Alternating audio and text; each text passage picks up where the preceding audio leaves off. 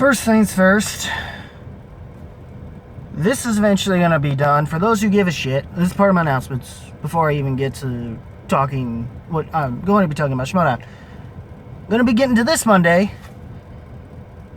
Normally I'd get to what I'm going to be talking about on Monday, but apparently we technically don't have a match today, so that leaves me open to be able to talk about this match. I'll talk about this, and eventually I'm going to get to the other 3 albums I've missed in my first new segment that I'll be calling Swim, which is basically short for a phrase of, so, what I missed. I don't know if I'll put a question mark on that, but anyways, alright guys, that being said, what up Schmoedown Rockers?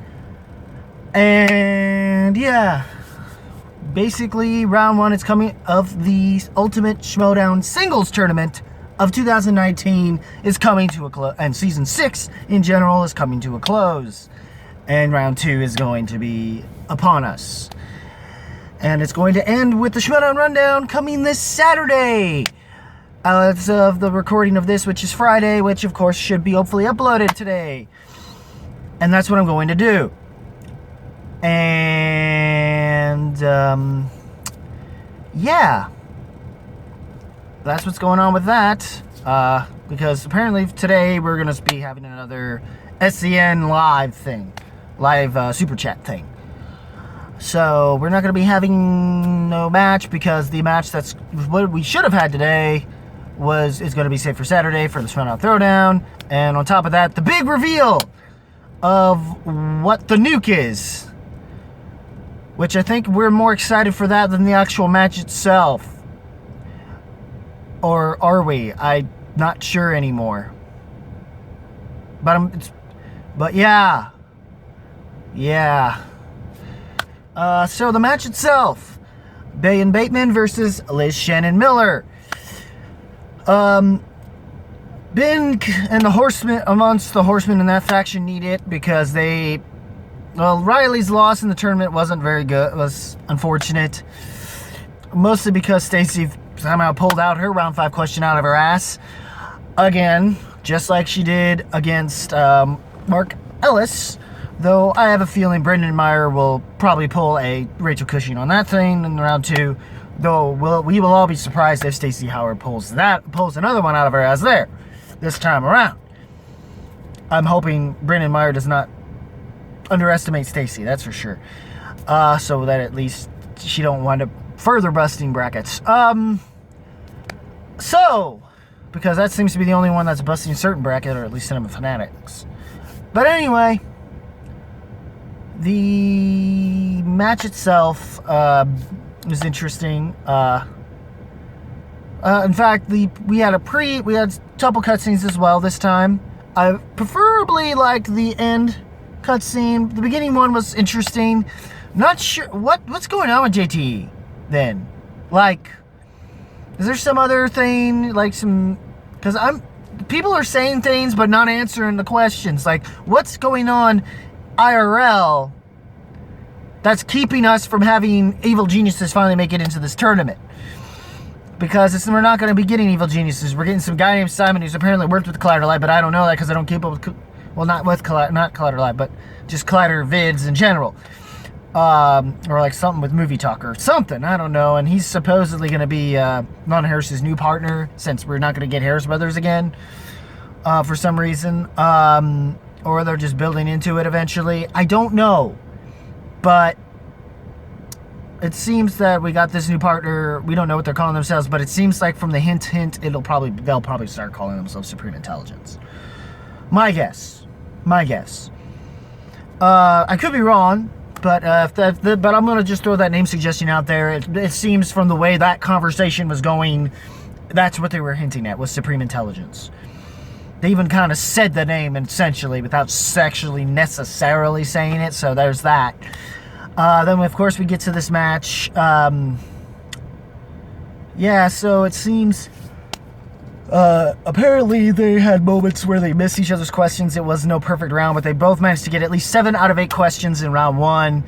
round 2, Ben decided, I guess because he was considered the favorite because of the tie, he decided to let Shannon Miller do it, and she had the balls to take her first spin, which was mixed bag. She did fairly okay up until the last couple questions or so, which is where Ben was able to get one steal off of her, but missed on another. Surprisingly, of all things, it had to be a movie release dates question. Unfortunately. There's a reason why, I guess it's unfortunate that there's a reason why the Mance Man made sure he got to keep his face on there. So, especially after last year's exhibition match. So, hey-oh, anyway.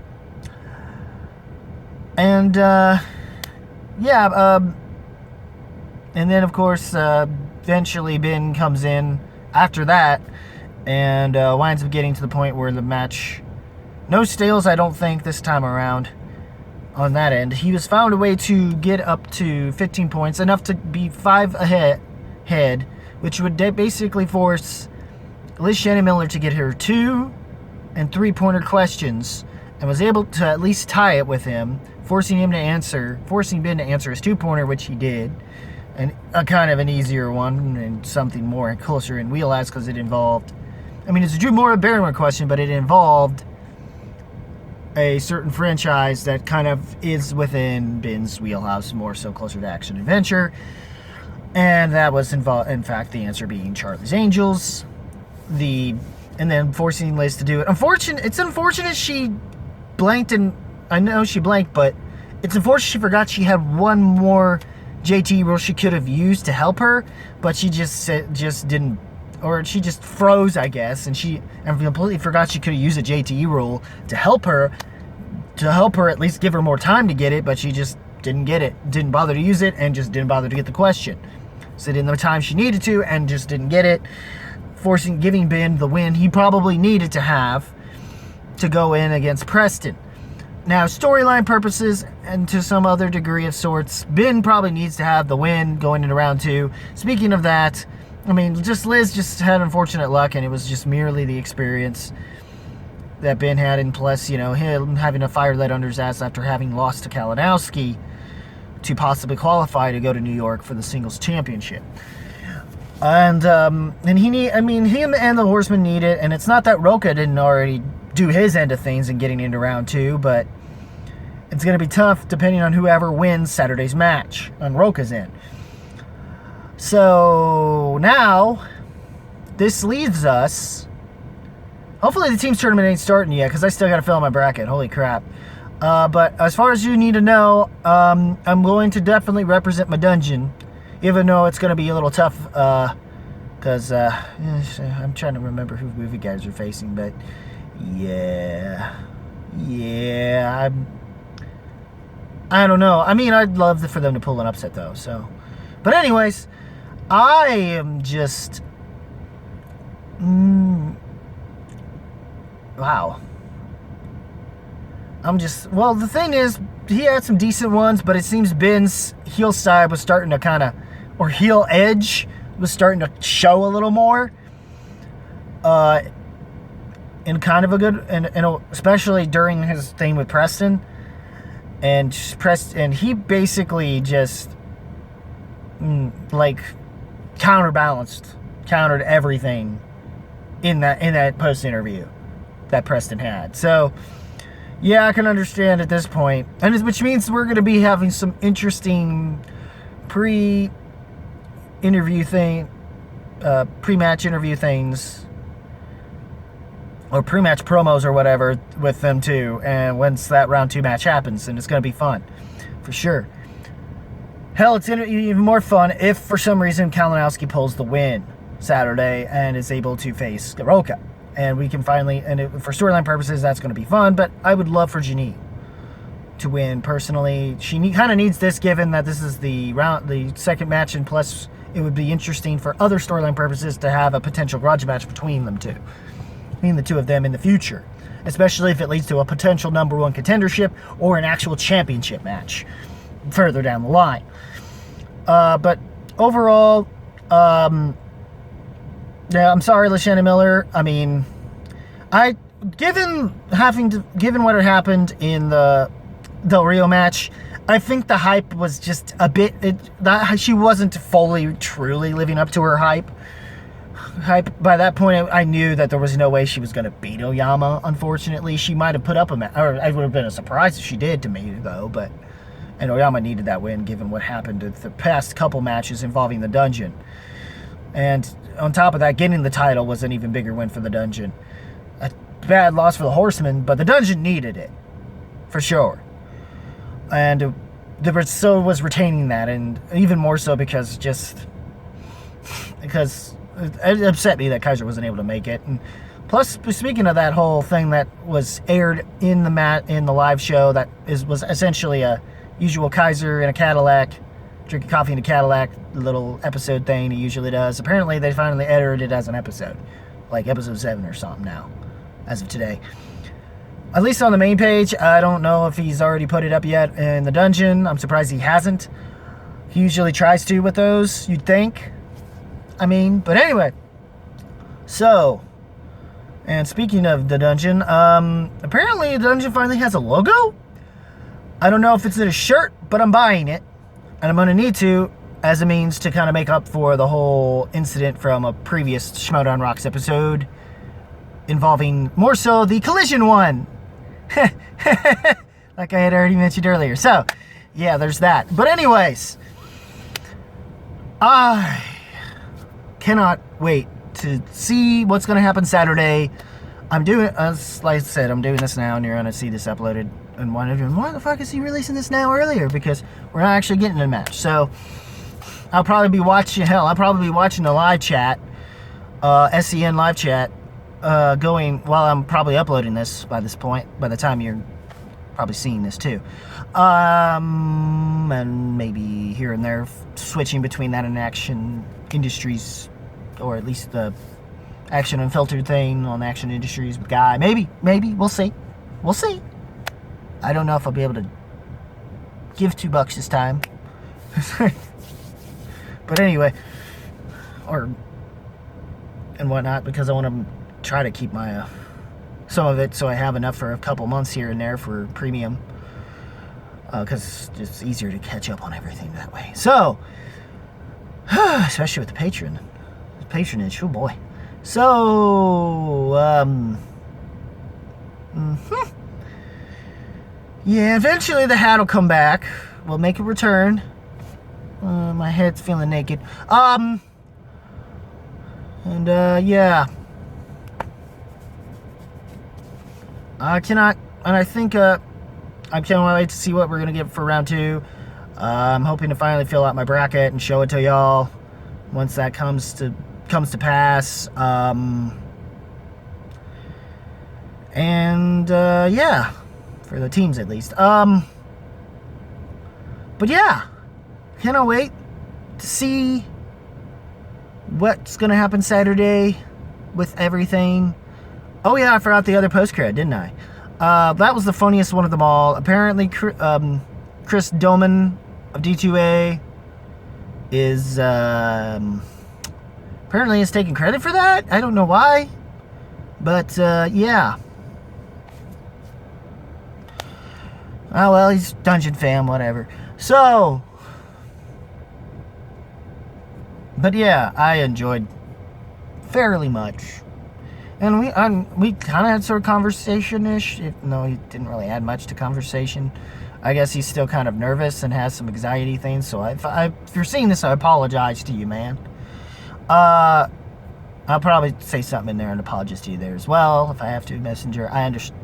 But yeah,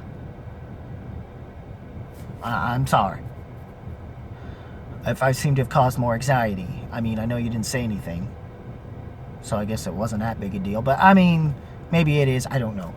So, because I have my own anxiety issues, too. I'm probably going to have that more once I actually get to Schmoedown. I'll be overwhelmed. So, but we'll see. I want to hashtag Schmoedown St. Louis, by the way. I know everyone in Action, through the Action, Call to Action crew, and all of the Action Army is all hashtag Schmoedown Nashville, as Dylan Camacho is trying to do. I understand that. I've been kind of close around Nashville at one point for a vacation. It's kind of fun. I mean, I have memories of my ex though, but you know, still fun for what it was. I just wish it was more fun, not having to worry about my bills coming back home later. But that's just how vacation does to you. Just done it twice to me, past 2 years. So, or those 1-2 years. Anyway, I think that's all I have to. I mean, it's the whole thing with the swear jar. Just guy doing his heel thing, and apparently Brandon talking, Hannah talking, the hitman Hannah talking, like they're still actually part of the same faction. So I guess I'm guessing they're playing it off like he's, you know, not part of the Horsemen, or maybe he is, and the Horsemen have no fucking idea. I don't know what's going on with that. We're still up in the air with that, but it doesn't matter. I mean, there's going to be a lot of people are saying there's going to be a potential like number 2 grudge match between them, but it'll be a fight for Brandon Hannah. I mean, it's a possibility for like a Schmoedown, a possible like a Schmoedown rundown, a Schmoedown throwdown, or a spectacular match. I don't know. We shall see how this goes. So, also the swear jar thing, it's hilarious. More of that, please. Yeah. So,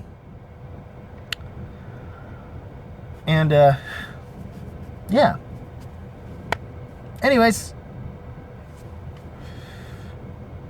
what did you guys think of this week's parent one and only match that we can legally talk about right now?